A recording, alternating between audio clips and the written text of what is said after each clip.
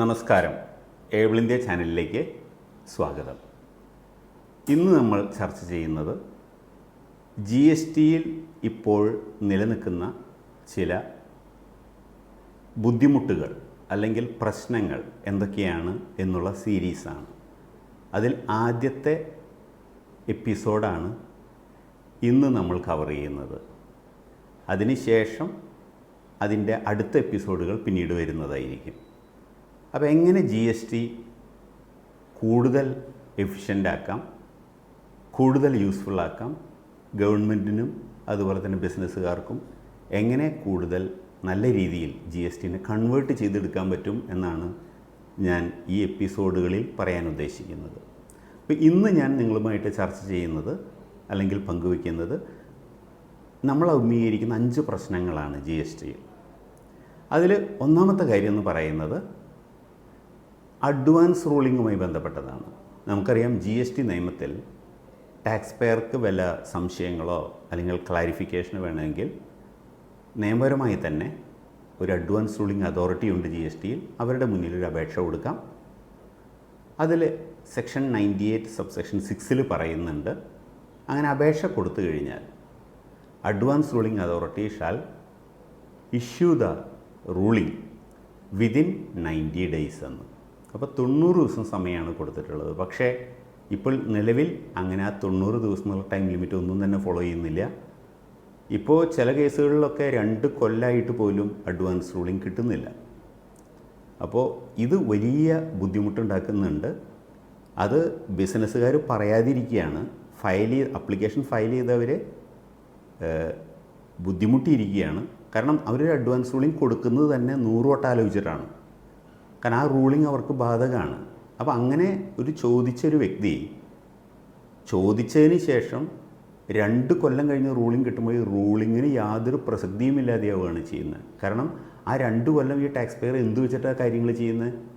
അപ്പോൾ അത് തീർത്തും ബുദ്ധിമുട്ടുള്ള കാര്യമാണ്, വളരെ പെയിൻഫുള്ളാണ്.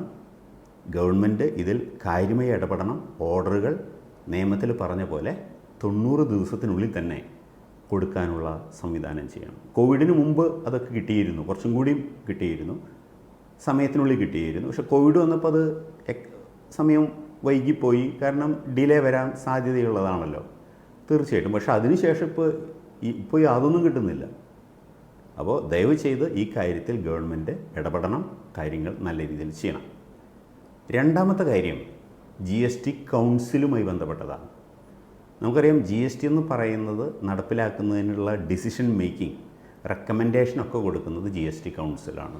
അവരുടെ മുന്നിൽ ഒരുപാട് പ്രപ്പോസൽസ് വരുന്നു, പലതും അവർ ഡിസൈഡ് ചെയ്യുന്നു, പലതും മാറ്റിവെക്കുന്നു, പലതും ചെയ്യുന്നു.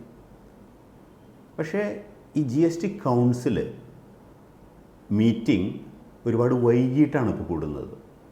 നമ്മൾ GST കൗൺസിലിൻ്റെ റൂൾസിൽ നോക്കിക്കഴിഞ്ഞാൽ റൂൾ 6 പറയുന്നുണ്ട്, GST council shall meet at least once in every quarter എന്നാണ് പറയുന്നത്. അതായത് 3 മാസത്തിൽ ഒരിക്കലെങ്കിലും കൂടണം എന്നാണ്. പക്ഷേ പലപ്പോഴും ഈ അടുത്ത് കാണുന്നത് അത് ഡിലേ ആവുന്നു, അത് അങ്ങനെ ഹോൾഡ് ചെയ്യുന്നില്ല.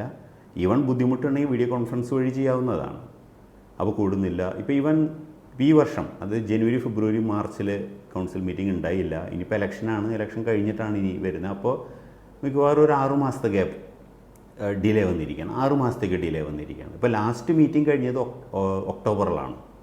ഒരുപാട് ഗ്യാപ്പ് വരുന്നു. അത് ഒരുപാട് ബുദ്ധിമുട്ടുണ്ടാക്കുന്നുണ്ട്. കാരണം പല പ്രപ്പോസൽസ് കൗൺസിലിന് മുന്നിൽ വരുന്നുണ്ട്, ടാക്സ് പെയർ അഭിമുഖീകരിക്കുന്ന പ്രശ്നങ്ങൾ. പക്ഷേ ഇതൊന്നും ശരിയായ രീതിയിൽ കൺസിഡർ ചെയ്ത് ഒരു തീരുമാനം എടുക്കാൻ വൈകുകയാണ് ചെയ്യുന്നത്. ഇത് ഒരുപാട് ബുദ്ധിമുട്ടുണ്ടാക്കുന്നുണ്ട്. അത് രണ്ടാമത്തെ കാര്യം.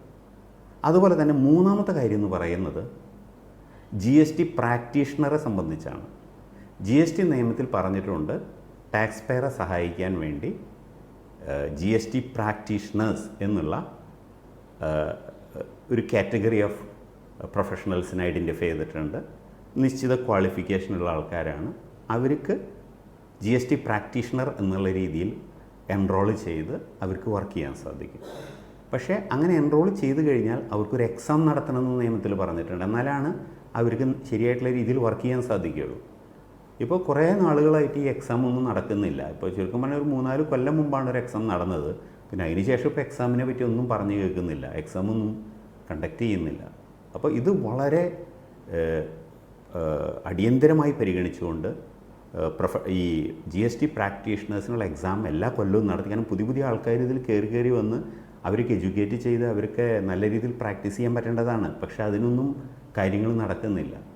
എന്തുകൊണ്ടാണ് എന്നറിയുന്നില്ല, അതിനെപ്പറ്റി യാതൊരു ഇൻഫർമേഷനും ഇല്ല. അപ്പോൾ അത് അടിയന്തരമായിട്ട് ഇടപെടണം. ഇനി 4ാമത്തെ കാര്യം എന്ന് പറയുന്നത് ചാർട്ടേഡ് അക്കൗണ്ടൻസുമായി ബന്ധപ്പെട്ട കാര്യമാണ്.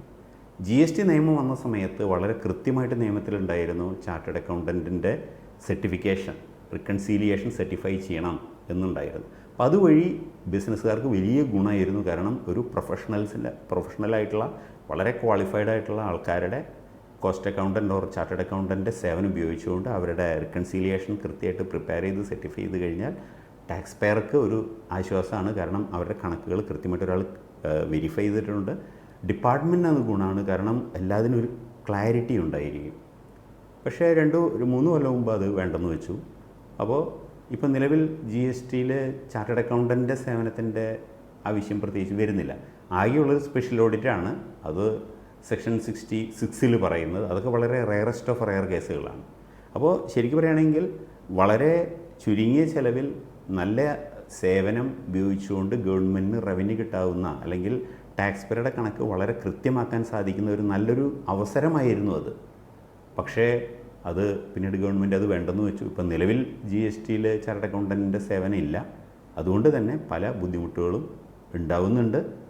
അത് പൂർണ്ണമായിട്ട് ഒഴിവാക്കുന്നതിന് പകരം വേണമെങ്കിൽ ഗവൺമെൻറ്റിന് ഒരു ടേൺ ഓവർ വെച്ചിട്ട്, ഇപ്പോൾ 5 കോടിക്ക് മേലെയുള്ളതിന് ഓഡിറ്റ് എന്നാണ് ആദ്യം പറഞ്ഞത്, അതിൽ നിന്ന് മാറ്റി ഒരു 50 കോടിക്ക് മേലെ അല്ലെങ്കിൽ 100 കോടിക്ക് മേലെയെങ്കിലും ഇത് വെച്ച് കഴിഞ്ഞാൽ തീർച്ചയായിട്ടും ഇത് ഗവൺമെൻറ്റിന് ഗുണമായിരിക്കും.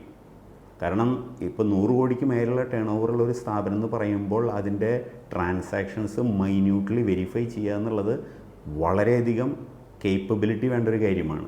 അത് തീർച്ചയായിട്ടും ഈ GST ചാർട്ടേഡ് അക്കൗണ്ട്സിന് ഉപയോഗിച്ചാൽ അത് നടക്കുന്ന കാര്യമാണ്.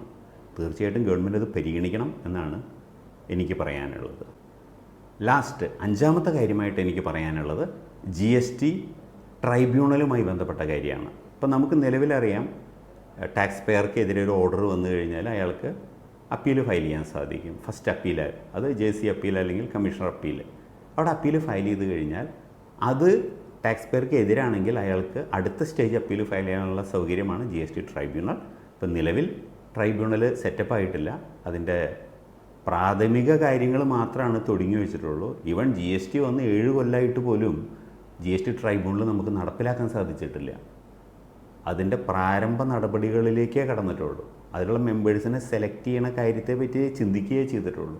അപ്പോൾ ഇത് ശരിയായിട്ടുള്ള രീതിയിൽ അതിന് സ്ഥലം കണ്ടെത്തുകയും മെമ്പേഴ്സിനെ അപ്പോയിൻറ്റ് ചെയ്യുകയും ഇത് നല്ല രീതിയിൽ മുന്നോട്ട് പോവുകയും ചെയ്യണമെങ്കിൽ ഇനിയും സമയമെടുക്കുകയാണ് ചെയ്യുന്നത്. അപ്പോൾ ഇത്രയും കാര്യങ്ങൾ 5 കാര്യങ്ങളാണ് ഞാൻ പറഞ്ഞത്. തീർച്ചയായിട്ടും ഇത് ഗവൺമെൻറ് പരിഗണിക്കണം.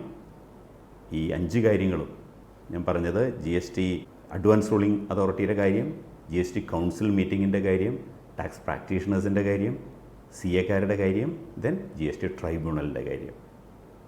GST ട്രൈബ്യൂണൽ എത്രയും പെട്ടെന്ന് ഫോം ചെയ്യണം. അപ്പോൾ ഈ 5 കാര്യങ്ങൾ ഗവൺമെൻറ് പ്രത്യേകിച്ച് പരിഗണിക്കണം. ഈ 5 കാര്യങ്ങൾ കൂടാതെ ഇനിയും കൂടുതൽ കാര്യങ്ങളുണ്ട്. അത് അടുത്ത എപ്പിസോഡിൽ ഞാൻ നിങ്ങളുമായിട്ട് ഷെയർ ചെയ്യുന്നതാണ്. തീർച്ചയായിട്ടും ഇത് നിങ്ങൾക്ക് ഗുണകരമായി എന്ന് വിചാരിക്കുന്നു. നന്ദി.